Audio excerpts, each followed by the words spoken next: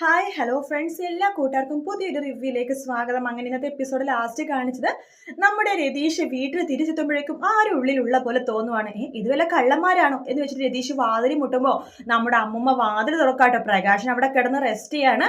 ആ അമ്മുമ്മ പാചകം ചെയ്യണ ഒച്ചയാണ്. അതാണ് അടുക്കളയിൽ വലിയ ഒച്ചയും ബഹളമൊക്കെ കേട്ടപ്പോൾ അമ്മ പറഞ്ഞിട്ടുണ്ട്, രതീഷ് അവൾക്ക് ഇനി ഭക്ഷണവും കാര്യങ്ങളൊക്കെ കഴിക്കാനാവുമല്ലോ, ഭക്ഷണമൊക്കെ ഉണ്ടാക്കി വെച്ചിട്ടുണ്ട്. നിങ്ങളുടെ താഴെ പറഞ്ഞു ഇതൊക്കെ ഉണ്ടാക്കാൻ. ഇതൊക്കെ കല്യാണിയുടെ കാദംബരിയുടെ അമ്മയുണ്ടല്ലോ, വിക്രത്തിന്റെ അമ്മയല്ല, എന്റെ ഭാര്യയുടെ കല്യാണിയുടെ അമ്മ മാത്രമായിട്ടുള്ള ദീപ അമ്മ ചെയ്തോളും. അവര് ഫുഡും കാര്യങ്ങളൊക്കെ ആയിട്ട് ഹോസ്പിറ്റലിൽ വന്നിട്ടുണ്ട്. നിങ്ങളുടെ ഫുഡും ഞങ്ങൾക്ക് വേണ്ട. പിന്നെ നിങ്ങൾ അതിലേക്ക് എന്തെങ്കിലും കലക്കിയിട്ടുണ്ടോന്ന് ആർക്കറിയാം.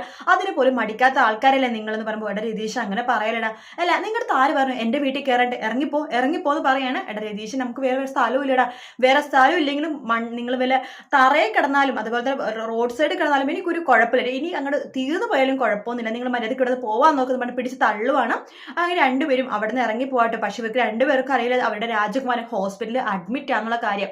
അങ്ങനെ സരുവിനെ കാണാണ്. സരു പറയണ്ട് വിക്രം എവിടെയും ചോദിക്കുകയാണ്. വിക്രത്തിന് ഡിസ്ചാർജ് ചെയ്തോ? വിക്രത്തിന് ഡിസ്ചാർജോ? വിക്രം എവിടെയാ? അപ്പൊ നിങ്ങളൊന്നും അറിഞ്ഞില്ലേ? കിരണ വിക്രത്തിന് നല്ല പൂശി ഇന്നലെ.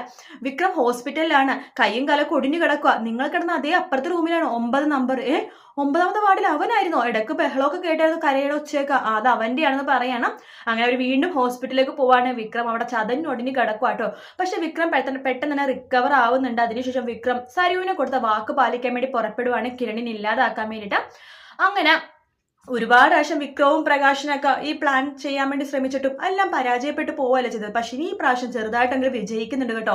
കാരണം ഒരാൾക്ക് മുറിവേൽക്കുന്നുണ്ട്. അത് കല്യാണിക്ക് അല്ലെങ്കിൽ കിരണിനെയാണ്. അത് വിക്രത്തിന്റെ കൈകൊണ്ട് തന്നെയാണ്.